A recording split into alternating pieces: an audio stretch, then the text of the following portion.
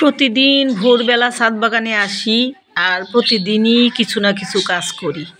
তো আজকে ছুটির দিন, ভাবলাম যে এই যে সবজিগুলো এইগুলি বস্তাতে ভরে রেখে দেই, ছাদটা পরিষ্কার থাকবে, নাহলে বিশ্রী দেখা যায়। তো এই বস্তাটাতে সবজিগুলো ভরে নিচ্ছি। তারপরে আরও অনেক কাজ আছে, গাছে পানি দিব, তারপর কিছু টবে রং করব, সবই আপনাদের সাথে শেয়ার করব। তো কারণ যারা বাগান করেন তারা সবসময় বাগানের কোনো না কোনো কাজ করতেই থাকেন এবং থাকেও। এইগুলো না করলে চলে না।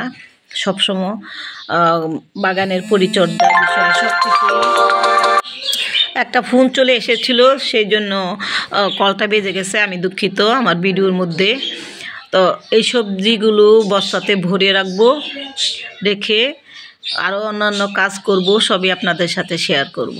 কারণ বাগানে প্রতিদিনই কাজ থাকে। আজকে ছুটির দিন, ভাবলাম যে একটু সময় বেশি দিব, বাগানে কাজ করব। তো কি কি কাজ করতেছি সবই তো আপনাদের সাথে শেয়ার করি, কোনো কিছুই আমি বাদ রাখি না। কারণ বাগানের এইগুলো পরিচর্যার একটা অংশ। আমরা যে সবজিগুলোর খোসাগুলো জমিয়ে রাখি, সেগুলো রোদে শুকাই, বস্তাতে ভরে রেখে দেই। এগুলো দিয়ে আবার জৈব সার, মাটি ইত্যাদি তৈরি করি এবং এগুলো দিয়েই কিন্তু আমরা গাছ বসাই। তো এখন কিন্তু আমি মাটি অবশ্য কিনি না, একেবারেই কিনি না। আমি এগুলো দিয়েই মাটি তৈরি করি।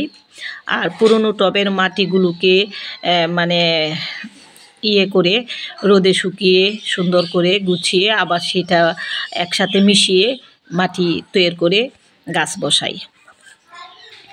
তো দেখতে থাকুন আমার ভিডিওটা। বিসমিল্লাহির রহমানির রহিম। আসসালামু আলাইকুম। সবুজের ছোঁয়া থেকে সবাইকে স্বাগত জানাচ্ছি। আপনারা কেমন আছেন? আশা করি ভালো আছেন। আমিও আল্লাহর রহমতে ভালো আছি। তো বাগানের প্রতিদিনের ময়লা আবর্জনাগুলো এগুলি বস্তাতে রেখে একটা সাইডে রেখে দিব, তারপরে অন্যান্য কাজগুলো করব। গতকালকে কিছু পুদিনা পাতা বসিয়ে গিয়েছি, ডাঁটার বীজ বসিয়ে গিয়েছি। তারপরে একটা চন্দ্রমল্লিকার সাদা চন্দ্রমল্লিকার চারা কিনে এনেছিলাম, সেটাও বসালাম। তো সেটা আমি আগের ভিডিওতে দেখিয়েছি কিভাবে বসিয়েছি। আর এই যে দেখুন বস্তা, এখানে অলরেডি 2টা বস্তা, তারপরে আরেকটা বস্তা আছে, সেটাও ভরে গেছে। এই যে আরেকটা বস্তা, এটাও ভরে যাবে। আর নতুন আরেকটা বস্তা, প্রায় 4টা বস্তা হয়েছে এই হাবিজাবি ময়লা আবর্জনা দিয়ে। এগুলো দিয়ে পরবর্তীতে মাটি তৈরি করব। তো পাশাপাশি দেখাচ্ছি আমার সবজির গাছ। এই যে বরবটি, তারপরে করলা গাছে করলা চলে আসতেছে এই যে। তো এর ভিতরে আমি আবার গাছগুলোতে পানি দিলাম, সেটা আপনাদের সাথে শেয়ার করিনি। মাছের খাবার দিলাম, সেটাও শেয়ার করিনি। কারণ প্রতিদিন তো একই কাজই করতেছি, সবসময় কি আর এটা দেখানো যায়? আর এইগুলো কিন্তু আমার কাটিং থেকে চারা তৈরি করা। এগুলো আমি একটা নতুন পটে বসিয়েছিলাম কিছুদিন আগে। তো গাছগুলো মাশাআল্লাহ ভালো আছে। আর বিলম্বী গাছ একটা বীজ থেকে চারা তৈরি করেছিলাম, কিন্তু বিলম্বী এখনও ধরতেছে না। আশায় আছি হয়তো ধরবে। তারপরে আমার কামরাঙ্গা গাছে কামরাঙ্গাগুলো বেশ বড় বড় হয়ে গেছে, আপনাদেরকে দেখাবো। লেবু গাছে অনেক ফুল আসছে। আর এখানে আমার কিছু আনারস আছে, 4টা আনারস গাছ আছে। একবার একটা আনারস ধরেছিল, আর এই পর্যন্ত ধরেনি। তো অবশ্য গাছের পরিচর্যাও করি না, আনারসের একেবারেই করি না। পানি যেমন দেই না, পরিচর্যাও করি না। তো এবার ভাবলাম যে এগুলোকে একটু পরিচর্যা করব, দেখি কি করা যায়। আনারস গাছে আনারস পেতে গেলে কি কি পরিচর্যা করলে আনারস পাওয়া যাবে ছাদ বাগানে বিশেষ করে। তো লেবু গাছটাও দেখাচ্ছি। লেবু গাছে অসংখ্য ফুল এসেছে, এটা আমার কাগজি লেবু গাছ।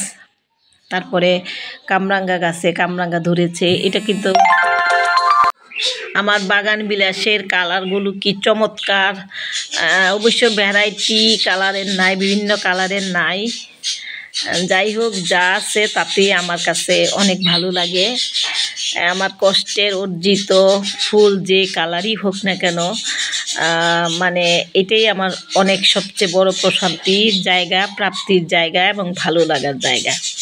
আর এই বাগানটা ঘুরি, প্রতিদিন দেখি, তাতেও আমার মানে চোখ ফিরে না, মন ভরে না। মনে হয় প্রতিক্ষণ প্রতি সময়ই বাগানে কাটিয়ে দিই, এমন একটা ভালো লাগার জায়গা আমার এই ছাদ বাগান। তো তো সময়ের অভাবে বেশি সময় দিতে পারি না। তো মাঝে মাঝে যখন একটু সময় পাই তখন সম্পূর্ণ বাগানটাকে ঘুরে ঘুরে দেখি, কোথায় কি হলো না হলো সব কিছুই খুঁটিয়ে খুঁটিয়ে দেখি। এই যে লেবু গাছে ফুল চলে এসেছে, তারপরে আমার কমলা গাছে কমলার ফুল চলে এসেছে। মানে এগুলো দেখতে খুবই ভালো লাগে। নতুন কিছু যখন আমি বাগান থেকে কিছু দেখি তখন খুবই ভালো লাগে মনটা, যে যখন যেটা হওয়ার সেটা হচ্ছে।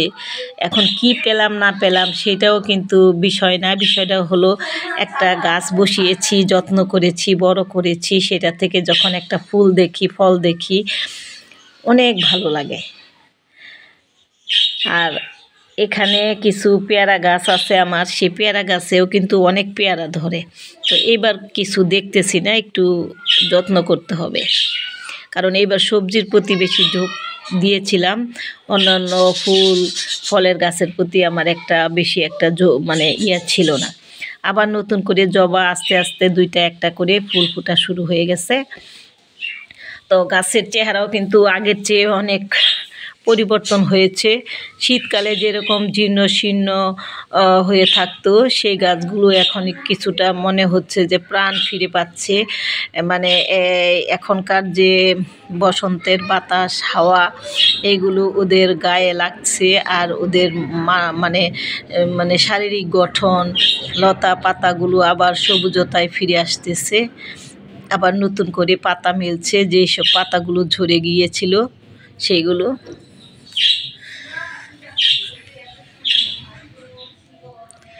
তো বাগানে এসে আজকে অনেকটা সময় দিয়েছি, অনেক কাজ করেছি। সামনে আরও সুন্দর সুন্দর কাজ আমি আপনাদের জন্য রেখেছি, সেগুলো দেখুন। আমি অনেকগুলো টবে রং করেছি, সেইগুলো দেখাবো আস্তে আস্তে আপনাদের সাথে, সবই শেয়ার করব। ফুলগুলো কত চমৎকার লাগতেছে, কালারগুলো মাশাআল্লাহ। তো সবগুলো গাছে আসে নাই, দুই একটা গাছে এসেছে। বাগান বিলাসের গাছ আছে আমার 15 থেকে 20টা।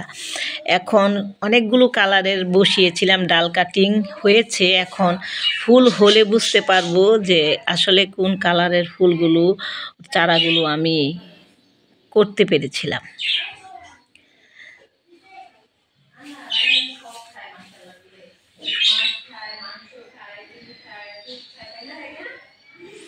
তো গাছগুলোকে না দেখলে ভালো লাগে না। প্রত্যেকটা গাছে, যেমন জবা গাছে, সাদা জবা গাছে আবার নতুন করে কুড়ি আসতেছে, ফুল ফুটার সময় হয়ে গেছে। তারপরে অপরাজিতা গাছেও ফুল ফুটা শুরু হয়ে গেছে।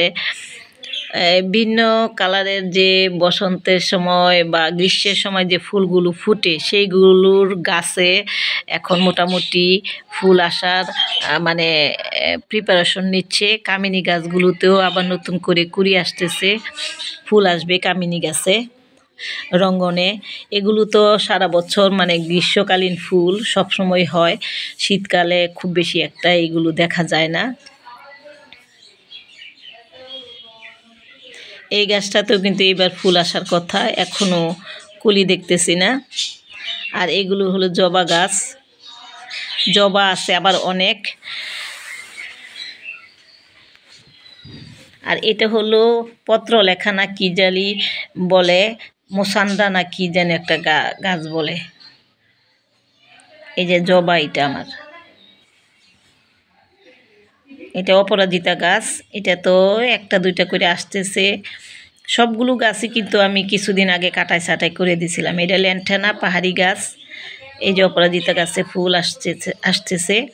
আর কাঠচাপার তো একটা পাতাও নাই, শুধু ডালগুলো একেবারে, মানে পাতা ছাড়া ডালগুলো দাঁড়িয়ে আছে, এরকম অবস্থা।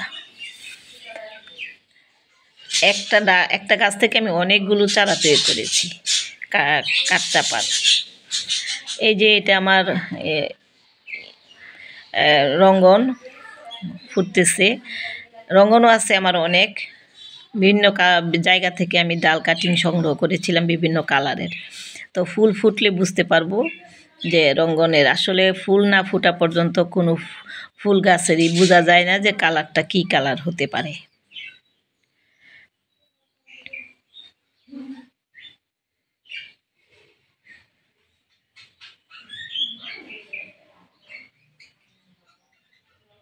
এটা জবা, সাদা জবা আমার। এটা এতটুকু ছোট একটা ডাল কাটিং এনে বসিয়েছিলাম, এটা যে হবে আমি চিন্তাই করি নাই। মাশাআল্লাহ হয়ে গেছে। মানে কিছু অসম্ভব জিনিসও কিভাবে যেন আমার হাতের ছোঁয়ায় সম্ভব হয়ে গেছে। আর আজকে এখন কিছু গাছে টবে রং করব। আর এই টবগুলো কিন্তু আমার ফেলে দেওয়া তেলের গ্যালন। তো ওই গ্যালনগুলিকে একটু সুন্দর করে রাখার জন্য আমি একটা হলুদ কালারের রং কিনে এনেছিলাম। সেদিন 3টা টবে রং করেছিলাম। তো একটু আগে তো পানি দিয়েছি, টবগুলো ভিজে গেছে। তো সেই টবগুলো একটু মুছে নিচ্ছি, কারণ পানির মধ্যে এটা হয় না, এটা ওয়াটারপ্রুফ। তো সেই জন্য একটু মুছে তারপরে এখন বাকি কাজগুলো করব, রঙের কাজগুলো করব। রং করতেছি আর আপনাদের সাথে গল্প করতেছি। তো এই রংটা কেমন লাগছে বলবেন। আমি একটু উজ্জ্বল রঙই পছন্দ করি। তো কিছুদিন আগে লাল রং করেছিলাম কিছু টবে, আর কিছু টবে হলুদ রং করব, আর কিছু টবে সবুজ রং করব। তো দেখতে ভালোই লাগবে, ভিন্ন কালারের টবগুলো ফুলের মতো দেখা যাবে, বাগানটা যেন সুন্দর দেখা যায়। সেই জন্য আমি উজ্জ্বল কালারগুলো ইউজ করে ভিন্ন কালারের দেই, তাহলে বাগানের রঙিন কালার দেখতে ভালো লাগবে। সেই চিন্তা ভাবনা করি কিন্তু আমি রঙগুলোকে চয়েস করি। জানি না কার কেমন লাগে, আমার তো খুব ভালো লাগে। তো সেই জন্য বসে বসে রং করতেছি। আজকে বললাম না ছুটির দিন, একটু সময় বেশি নিয়েছি বাগানে, কারণ সকালে এসে ভাবলাম যে আজকে এই রংটা শেষ করব, তা না হলে এই রংটা কিন্তু রাখতে গেলে নষ্ট হয়ে যায়। তো অল্প একটু রং, যেহেতু ছোট একটা মানে রঙের ডিব্বা কিনেছিলাম 80 টাকা দিয়ে, তো ওই সম্পূর্ণ যে কয়টা টব মোটামুটি করতে পারি সেই কয়টাতেই রং করব। বাকিগুলো আবার যেগুলো থাকবে সেইগুলোতে আবার আরেকটা রং নিয়ে আসবো, নিয়ে এসে আবার বাকিগুলোতে রং করব। তো ছাদ বাগানে সবসময় কিন্তু কোনো না কোনো কাজ থাকে, কাজ ছাড়া নাই। আবার কিছুদিন গেলে কিছু টব চেঞ্জ করতে হয়, রিপোর্ট করতে হয় গাছগুলোকে, টব বদলাইতে হয়। মানে প্রতিনিয়তই সংসারের যেমন প্রতিনিয়ত কাজ থাকে, একটা ছাদ বাগান করতে গেলেও সেই ছাদ বাগানের বিভিন্ন ভ্যারাইটিস কাজ থাকে, করতেই হয়। সেগুলো না করলেও গাছ ভালো থাকবে না, টব ভালো থাকবে না, বাগান দেখতে ভালো লাগবে না, বাগানও ভালো থাকবে না। ছাদ পরিষ্কার রাখতে হয়, টবগুলোকে একটু রং করে সুন্দর করে রাখতে হয়, গাছগুলোকে রিপোর্ট করতে হয়। আবার টবগুলো ভেঙে গেলে সেই টবগুলো থেকে চেঞ্জ করে নতুন পটে বসাতে হয়। তো প্রতিনিয়তই কিন্তু আমাদের বাগানে কাজ থাকে। তো এই যে এই পর্যন্ত এই কটাতে আমি রং করেছি, আরও কিছুতে করব। তো আজকে এই পর্যন্তই। সবাই ভালো থাকবেন, সুস্থ থাকবেন। আল্লাহ হাফেজ।